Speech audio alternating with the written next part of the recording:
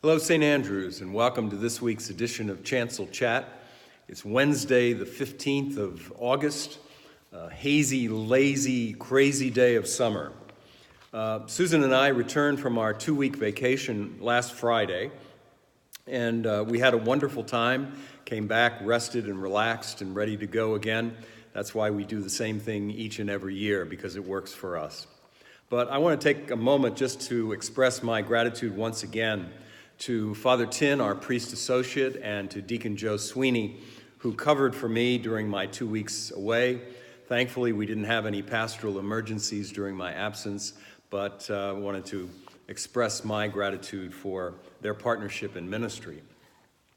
A couple of announcements that I'd like to share with you today. First of all, this weekend on Saturday morning at 8 o'clock, our monthly men's breakfast at the Route 38 Diner in Mount Holly, open to all men in the parish, so please come and join us for some fellowship together on Saturday morning. And then Saturday evening, immediately following the Saturday evening liturgy, our monthly community dinner. This month, the ECW, Episcopal Church Women, will be providing the meal.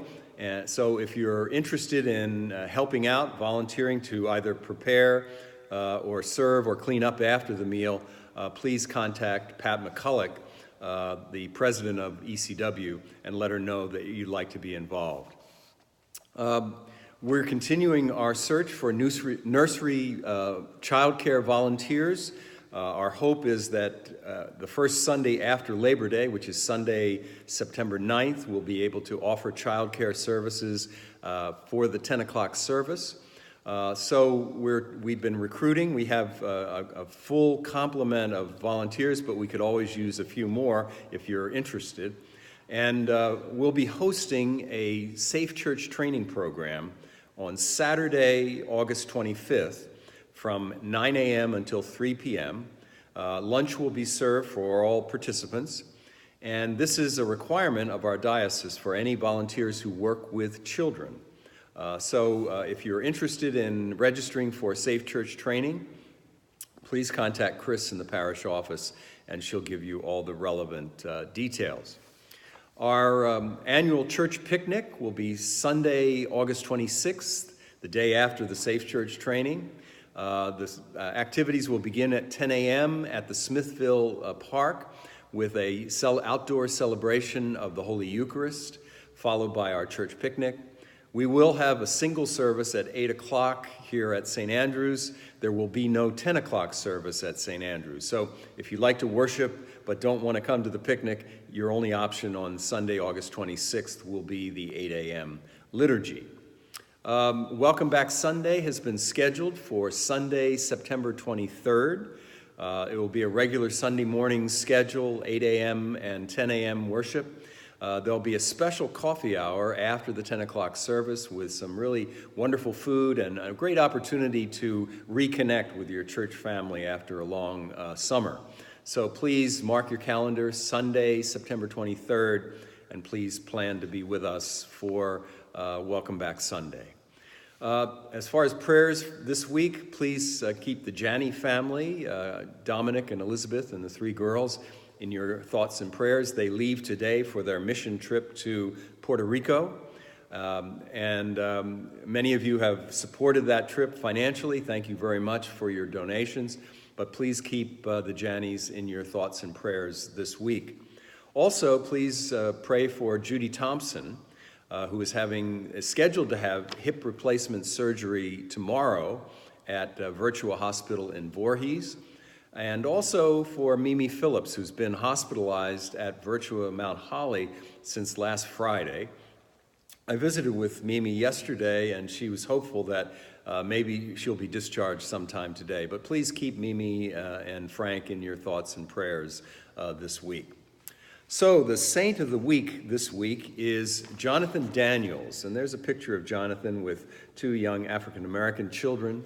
Jonathan Daniels was a seminarian at Episcopal Theological Seminary in Cambridge, Massachusetts, when Dr. Martin Luther King in 1965 issued an appeal to students to come to Selma, Alabama and to participate in a march on the capital of Montgomery, Alabama, to support the civil rights movement and to protest continued segregation in public places, and also to register voters to vote in elections. And on August 14th, Daniels and 3 other students were arrested for protesting segregation, and they were in jail for 6 days. And on Saturday, August 20th, they were released from jail, and they were planning transportation when they decided to go into a local store for a cold drink, and a man, an angry white man named Tom Coleman, pulled a shotgun and aimed it at one of the young African-American girls that was in that group. And Jonathan Daniels shoved the girl out of the way, and instead he received the shotgun blast that was intended for the young girl, whose name was Ruby Sales. And Jonathan Daniels was killed instantly by that shotgun blast.